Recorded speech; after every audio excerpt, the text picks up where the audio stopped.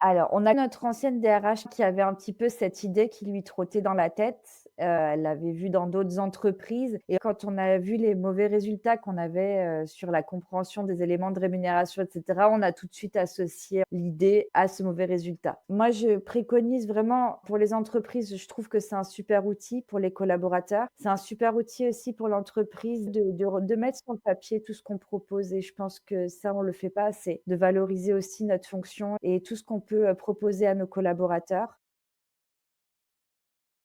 Le BSI pour nous, c'est vraiment une communication complète, globale, claire, précise et vulgarisée de tous nos accords et de toutes les choses qu'on peut, proposer à nos collaborateurs avec leurs propres infos, leurs propres situations et c'est ça qui leur plaît, en fait. C'est bien beau d'avoir toutes les infos sur intranet. Quand ça nous parle à nous et que c'est nos propres chiffres, on comprend tout de suite. D'ailleurs, je demande toujours à ce qu'il y ait mon propre BSI dans le jeu d'essai parce qu'en fait, j'arrive à identifier s'il y a un souci avec mes propres données.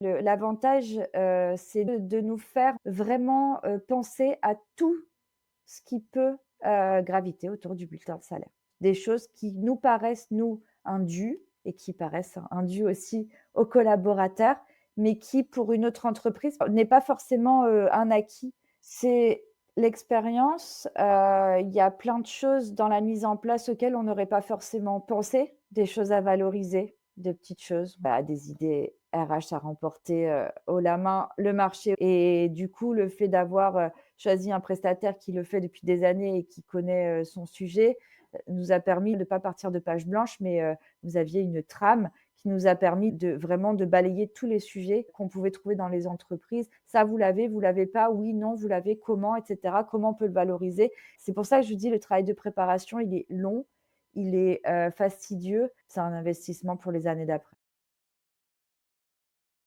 Tous les collaborateurs qui vont le recevoir, comme on l'envoie à la maison, je les préviens.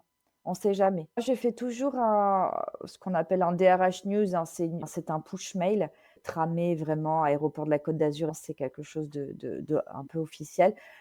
C'est aussi une sécurité de se dire, voilà, s'ils ne le reçoivent pas, qu'ils soient en capacité de me solliciter pour qu'on puisse soit leur renvoyer, soit leur réimprimer et cetera. Puisque moi je récupère toutes les versions PDF, hein, de l'ensemble des collaborateurs. Donc c'est surtout pour ça et ça permet de faire, un petit teasing, de l'arrivée du formulaire et au moins les collaborateurs savent qu'ils doivent surveiller leur boîte aux lettres et que ça va arriver sous peu chez eux.